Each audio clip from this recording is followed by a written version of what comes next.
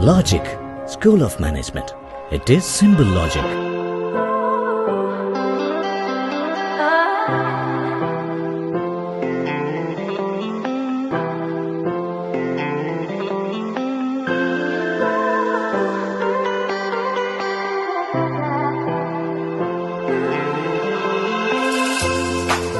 Welcome to another episode of Business Sense. It is business and essence combined into. So it's fundamentally it is essence of the business actually. This is an entrepreneurial conversation during COVID times, and it is presented by Logic School of Management. My guest today is a very eminent person. Okay, somebody in earlier time. I mean, now he's a little superannuated and he's back at Kerala. Otherwise, we used to find it extremely difficult to get him sometimes even on the phone. None other than Professor Abraham Koshy. Professor Abraham Koshy had spent more than 3 decades in Indian Institute of Management, Ahmedabad, in the marketing area, which he chaired for some time. Now, other par excellence, he has written the book with the Guru of Marketing Management, Professor Philip Kotler, the book called Marketing Management, the South Asian Perspective. He had chaired Federal Bank of India. He had been a board member of Malayalam Manorama, a board member of Deepak Chemicals and Cements and Chemicals, Serra Sanitary, etc. Had been part of many other government organizations, associations, as well as industry bodies as advisor, as member, and as consultant. And he is not only a professor and author, he is an avid market researcher, a management consultant, as well as a marketing consultant. Okay, so there are so many things about him to say. Professor did his MBA from Cochin University of Science and Technology, his doctorate fellowship from IIM Ahmedabad, and he taught for some time in CUSAT. Then he went to IIM, and he also had been an associate professor at Center for Management Development in Kerala.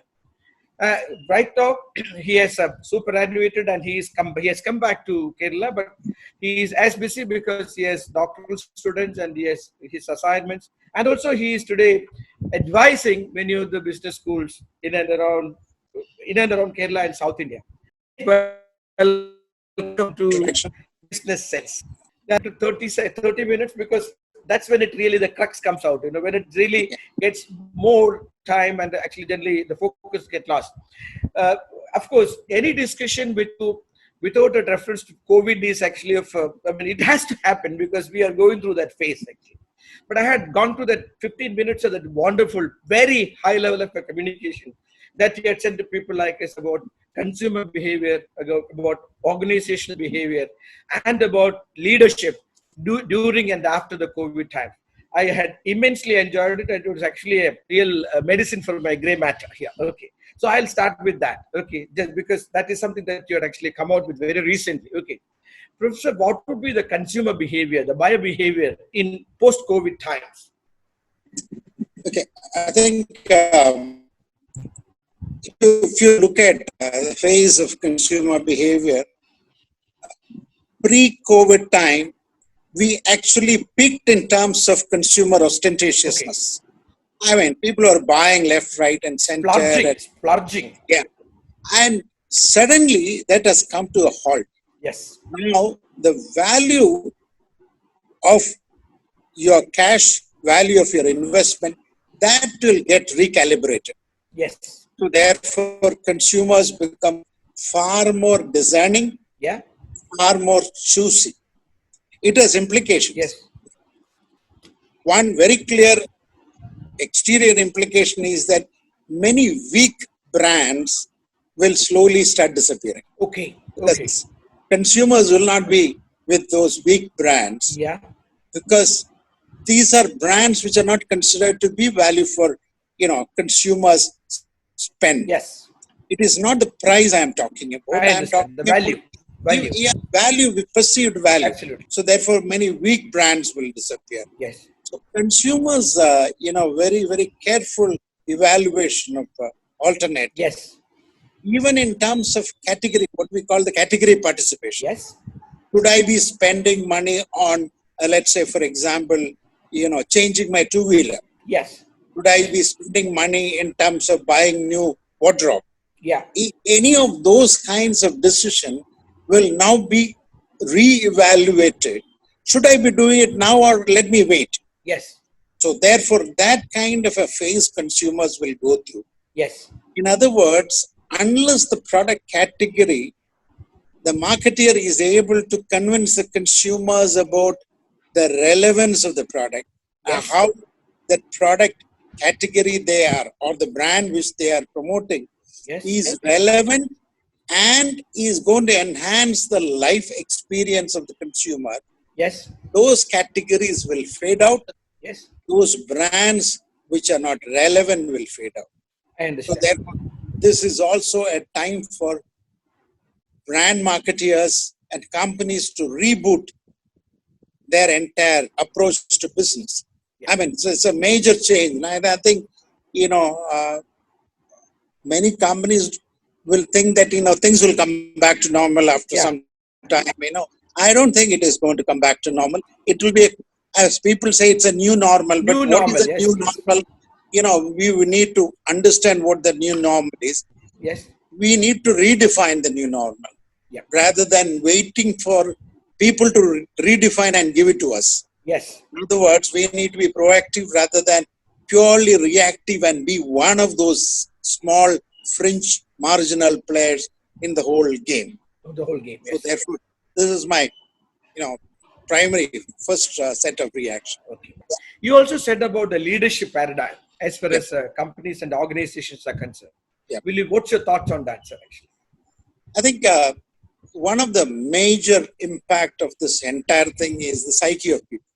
People Yes. who are associated with company, your own Yes. employees, your distributors, your retailers, not only your sales team, but also your entire employees. Yeah. This is a time when their life is threatened. When Absolutely. I say life is threatened, I'm not talking about even the physical existence. Yes. Their material existence is also threatened. Threatened. So therefore, in a time like this, Yes.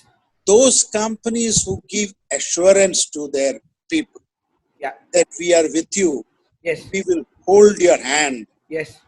You don't have to worry.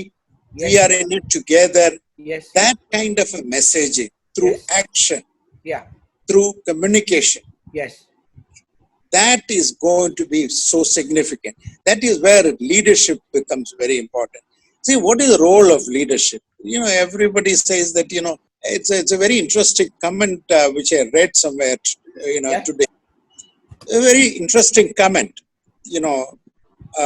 It said, Yes, the Professor. person said, don't walk behind me Yeah. because I may not be able to lead you. Yes. Don't walk ahead of me because I may not follow you. Yes. Walk besides me. Yes. Be my friend. Therefore, I think that's a very relevant statement. Yes. You need to actually take people together. That is where the leadership matters. In other words, the leadership, if you look at even the evolution of leadership, Yeah. from a very materialistic leadership in Yes. terms of leadership on product launching, achieving the bottom line, achieving the top line, all those kinds of things, to leadership of people, Yes. to compassion. Yes. I think that big change Yes. is what is hitting everybody right now. I get the point. How do you become compassionate with your own people, your own employees, your dealers, distributors, retailers, people who actually are the touch points of your company? Okay. That is where I think major, focus need to be there. I have a question. See, there is this challenge of many of the organizations, particularly those in the SME sector. They have this challenge of affordability today. I mean, because no business happening, 2 months it's down, market hasn't opened up, and there are so many worries that they have. And if you really look at the SME sector, many of them are on big, huge debts and loans and things like that. Because that demonetization or GST, etc., had really put them. They have suffered a lot on account of. So, if the affordability is something that if they can't afford, how do I actually show my compassion to my people? I mean, I can't afford. I like it. I want to do it, but I can't do it. How do I do it, Professor? I think, compassion need not necessarily be, paying them. See, it is like, your own close relatives. Yes. When you have difficulties, they share the difficulties, isn't it? Yes, it is not only in plenty that they share, it is also in difficulty that they share. Absolutely. Only then it becomes a true sharing. Yes. Therefore, it is not to tell the employees that I'll pamper you, I'll pay you everything what you have been getting, and that is how I show my compassion. No, it is everybody is in it together. Together. Yeah. So therefore, if there has to be a reduction, you be transparent about the whole thing. It is not like saying that I want to change. Therefore, you take a cut. I'm saying that, I don't want to look at that. We will together bear the cost. Yes. So therefore, that is compassion. I understand. And extreme courage, only you can do that. And you need tremendous amount of confidence to do that. If you are fickle-minded, you will not be able to do that. That is where finally the leadership gets tested. Or are you a fickle-minded person who can only show the might when things are hunky-dory? Thank you very much. In fact, that's a wonderful clarity that you have given to it. Now, so most of your research actually, in fact, when I read about, study the books, etc., one term in India which is stuck with you is something called customer value. So that term completely it is stuck with you. Okay, maybe it is like this is a word that you should take IP on, intellectual property, or something like that. Okay. Now, coming to the customer value, you have mentioned that it's the driving force behind all marketing decisions. Okay, would you be able to give us some clarity on this? Will you speak on that?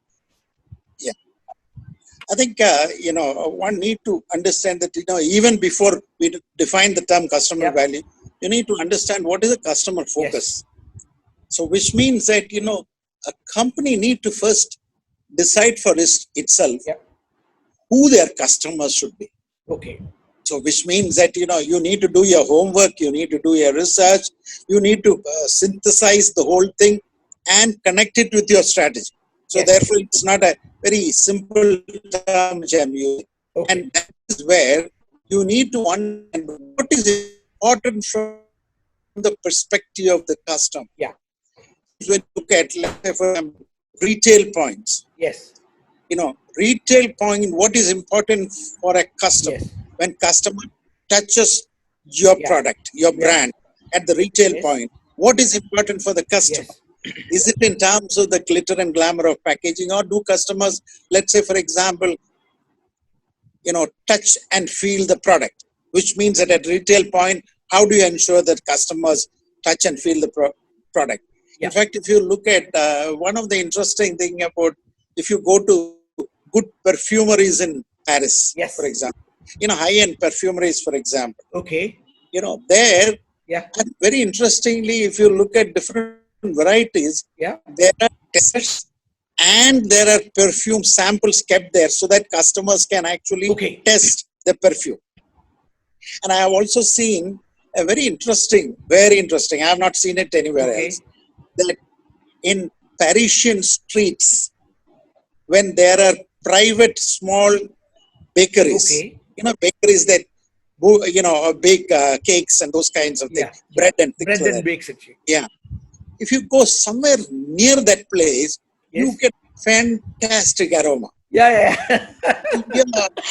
Suddenly you are transported to a total different. It's customer experience. I asked somebody, is this the aroma? They said that, there's a spray. We said, so I didn't know this.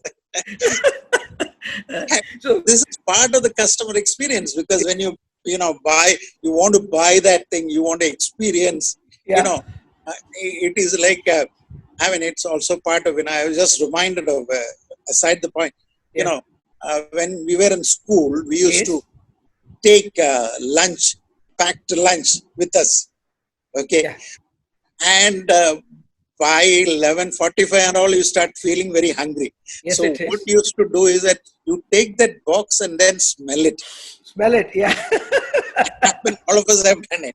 And then your entire concentration of the class goes for a toss. Yes. Yeah. You're waiting for that. See, these are all part of the customer experience. You know, Wonderful. yeah. And that is what you need to create. So it is not just in terms of selling, but you need to understand your customer. Yes, it is. And somebody can very easily ask, what do I do if I am selling a machinery? Yeah. So machinery, you don't experience of that.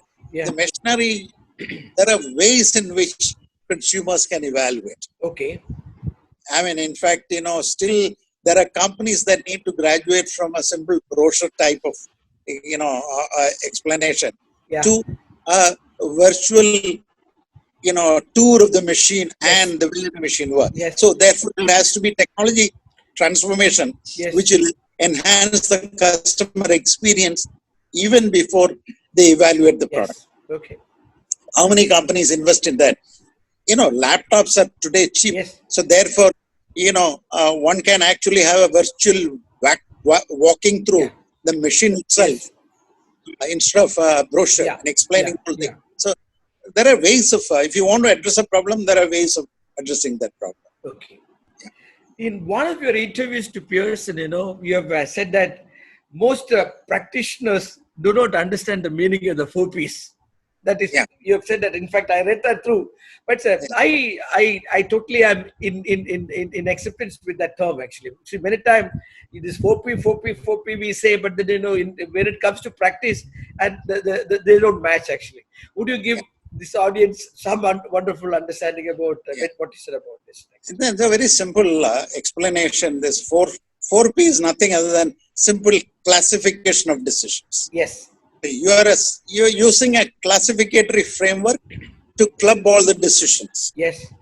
Now, if you really ask from a practical point, today it is not 4P that is important.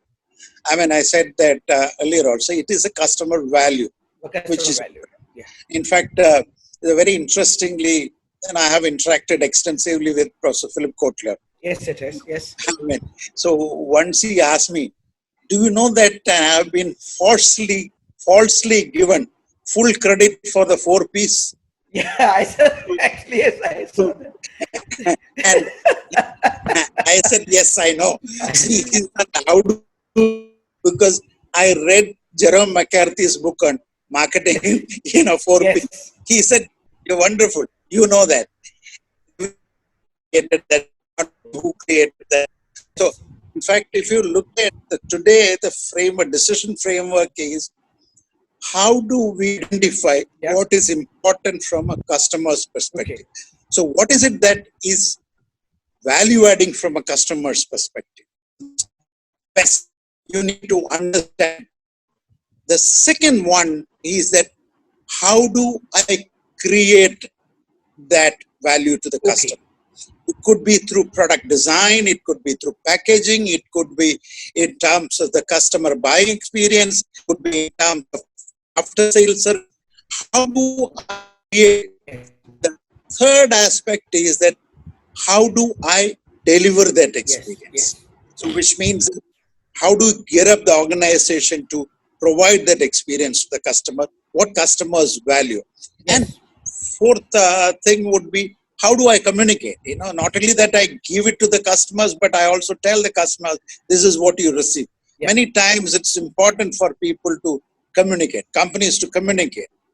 I mean, it is a very simple thing is that if you buy certain kinds of product, a luxury product, for example, some literature which comes along with that is that congratulations, you are now an exclusive owner of this experience. And they're described.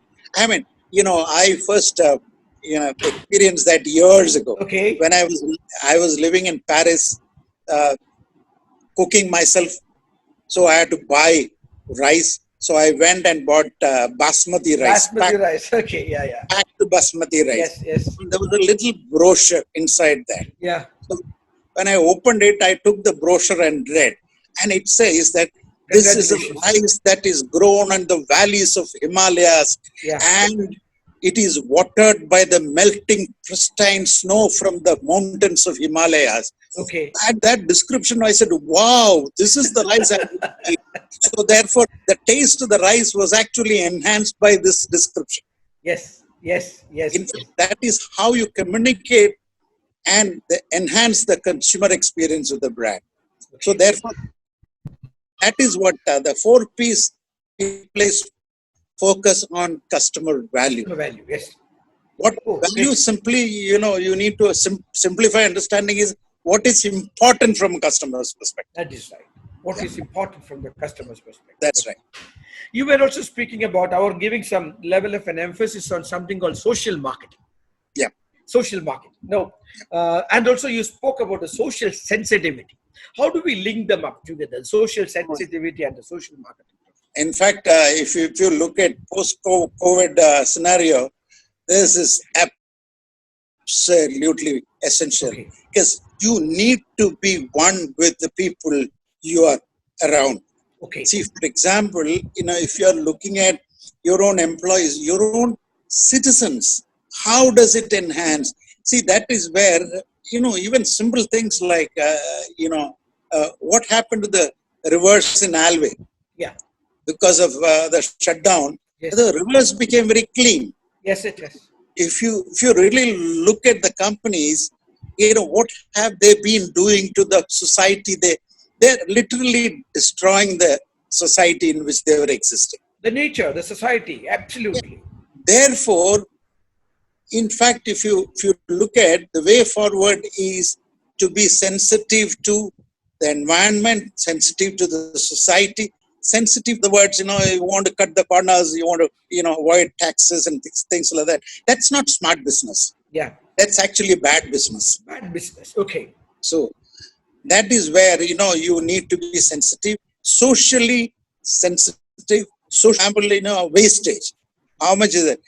Sometimes when you look at certain packaging, you have extraordinary packaging wastage, which is happening for it. Society is paying for it. So therefore, you need to be sensitive, use kinds of, wasteful, extravagant expenditure, and therefore, you need to communicate this to the customer. We are sensitive doing this. You have been a visiting scholar at H-Seed Fontainebleau. You have been a visiting professor at Glasgow University as well as European School of Management in Paris. Now, I just want to touch upon, because there is something which I hold a little dear to my heart, that is called the Blue Ocean Strategy. And I'm sure you would have met with Professor Mabon and Chan, etc. at H-Seed Fontainebleau and discussed with them. And which they say called value innovation, and Professor Michael Porter says about competitive advantage, all that thing we must have been going through with this. Okay, but this one Professor Chan and Mabon said about delivering highest value at the lowest possible cost. That means both are possible. I mean, you said, okay. Would you be able to give us some gyan on this, actually? Because I would love to hear from you on this. See, first of all, the essence of Blue Ocean Strategy is essentially to get into uncharted territory. Yes. In other words, alternative word used is, how do you become value innovators? Value innovators, yes. So therefore, that if you're looking at, sometimes you need to get into uncharted territories. Yes. You need to experiment. Yes. You need to actually provide that kind of breakthrough thoughts to the customers themselves, which means that you need to have a thought leadership, you need to have a product leadership, you need to have a cost leadership. So leadership is all about these kinds of things. How do you enhance the customer, value to the maximum? So in that kind of a context, how do you maximize the value? Simple thing is that cost and customer experience. So therefore, if you reduce the cost, then even if you don't do anything in the other side, it's still value enhancement. That is right. Sometimes companies underestimate certain simple aspects. For example, even a telephone conversation, sometimes the kind of effort customers need to take to get to some relevant person in a company to talk. Absolutely. That itself is a big cost factor for the customer. Absolutely. I mean, you have a Western solution, you put them in a song and say that, look, if you want this, You dial this number if you want that, dial that number if you want to do this, stand upside down, all those kinds of instruction will follow. I mean, you can't have that kind of and then you press that number, then another song, somebody said that, you will get the entire symphony of Beethoven completed once. That is a cost to the customer. Even a simple thing like how do we get to the relevant people in the company? How do I complete my transaction? Yes. How do you get an assurance that, say, for example, many times you pay the money, Amazon, if you're buying from Amazon, you pay the money and you get the goods after 2 days, 3 days. Yes. You need to have an assurance that things will come. Yes. So therefore, customer is taking a big risk if you are buying a mobile phone by paying, let's say, for example, 28,000 rupees. And a mobile phone need to reach your hand. Yes. So that is a kind of risk which you are taking. And that is where it is important for the companies to ensure that the customer cost, as somebody said, that customer entire experience cost of experiencing, need to be significantly reduced by actions from the company. Sometimes simple training on telephone etiquettes, that itself can reduce the cost. I mean, my experience in Gujarat, sometimes when you phone somebody, I've experienced it. There are typically two kinds of reaction I have seen. One is that the other side, the fellow he'll not even say hello. Bol. And you feel like putting the phone. Or sometimes, Kaun?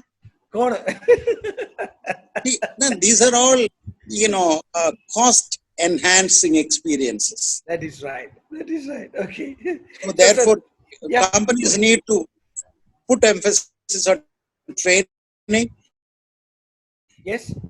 Put emphasis on standard operating procedures. Absolutely. And that is how you are enhancing the value to the customers.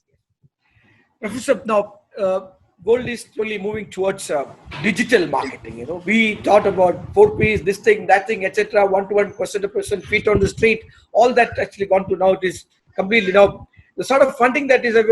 Organizations spend more on digital marketing than above the line. All that is happening. Now, what is your thoughts on digital marketing and the future of it going to be, sir? Oh yeah, I think a significant. See, the world of analog is over. It's a digital world. It's a very clear. The problem is many actions from the companies are actually a marginal adjustment of the analog era. Not real digital. So therefore, that need to completely change. Now, if you let me take one simple example. Okay. Order something through a website of a company. If you see a website, what is interesting is that the website is created by a techie, for a techie, of a techie. Okay. And where is a consumer in the whole thing? Nowhere. So therefore, you need to have a thought process of somebody wanting to buy something, somebody wanting to understand details of the product or service. Thought process reflected in how the whole thing is designed. Absolutely, yes. So therefore, digital experience starts not with a technical solution, but with the consumer thought process embedded in the technical solution. That is right, yes. I think that is a major. Many times if you want something, you ask somebody to do a coding and they'll do a flow diagram, do a coding, and then the whole thing is up and ready. That's not the whole thing. Consumer need to experience. Now, how do you consumers evaluate? How do you consumers compare? How do you consumers arrive at a decision to engage with a company? That thought process need to be reflected in what information consumers are seeking, what persuasion consumers. In fact, if you look at many of the websites, they are bland information providers. Absolutely. There is no persuasion. There is no element of motivation to engage with the company from the part of the company. And that is the tragedy of digital. That is why I said you need to move from an analog era completely completely be newborn person in a digital era. It has to be born again digital. Yeah, absolutely born again. That is where I remember, those people who keep shouting, at the top of their voice in terms of, Yeah, have yeah. you discovered digital? Okay. Right. This is the last question. Definitely, this is about management education. Okay. Yeah. At one end, you have this. We have the Kram Ladakram institutions that people like you have built up with the research and thoughts and everything. At another end, we see that the lowest denomination in some of the B schools are actually, some business somebody is doing in the form of a B school somewhere down the line. So now, how do we actually bring in certain level of standards in all this? Yeah, it is understood that you can't be reaching up there, which is something difficult. You need to have meritocracy, all that is the thing. But these people loitering at the bottom rock, how do you bring them up into this? Yeah. Yes. I think the first and the foremost thing is that focus on the faculty. Yes. Yes. Students, I think, automatically will improve. It's a faculty. See, there are, I once asked somebody, the person was talking about how difficult it is to teach some subject. Yeah. I asked him what subject you are teaching. So he said some subject like HR or something. So then he was holding forth in terms of, how difficult it is to teach. And I asked him, it made him embarrassed so much. I said that, okay, have you spent some time talking to one HR manager, asking him a simple question, what do you do in your life? Yes, yes. You have not experienced how decision makers work.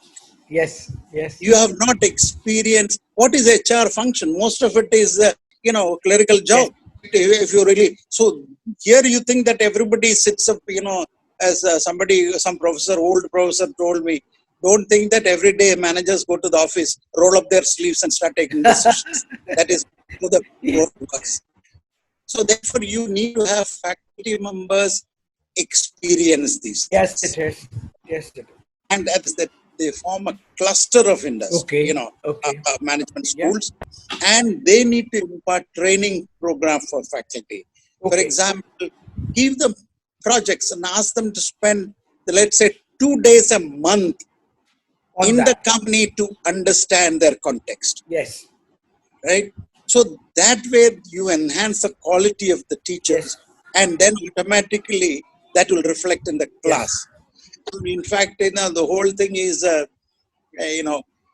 initial stage of my career in IIM. Okay. Very initial stage. Maybe I was 2 years into the institute. Okay. I was coordinating a long duration program. Okay. So a very senior professor, he is no more. He actually gave me one wonderful idea. He said, occasionally you should ask the participants, okay, how was the breakfast? So I looked at it. He said, anytime somebody said the taste of sambar was not good, don't focus on sambar, focus on the classroom experience. It was a superb suggestion. He said, they say that food is not tasty is actually a reflection of the low level of engagement happening inside the class. Yes. So if that experience is enhanced, food is superfluous. Yes, it is superfluous. Yes. So that actually for me, it was a very beneficial kind of a thing. So when you are coordinating, you sit through other faculty members' classes and things like that. So this actually helped me a lot in terms of understanding the same thing as how do you make faculty members experience the decision-making environment. Yes. So that it gets reflected in what they teach or engage with. Faculty members should learn is that they're not here to explain the theory. Yes, absolutely. Students can read and understand the theory. They are here to sharpen the analytic and decision-making skills of the participants. And in fact, if you look at that skill, how do you bring that, capability unless you yourself experience what the industry is going no through. knowledge of that. So therefore, request the industry to form clusters of management schools, invest in enhancing the competencies of faculty members, and the students will automatically, in fact, it gets reflected in the student. Professor, we have been speaking for about 32 minutes actually. It has been wonderful. This is like this, I consider this as you get to latch on to someone and you get to hear this thing, and then you start from there and your thoughts go up and your readings go up and all. I had immensely gained of my association with you, and today is also exactly the same thing. Definitely we would interact more, and we will also see that there are more other level of physical interactions and associations and organizations that we are together part of it. I thank you from the bottom of my heart, and I look forward to seeing you again. I know. It's wonderful to see you. Thank you. Thank you very much, Professor. Yeah, you take care, sir. Thank you very much. Okay, bye.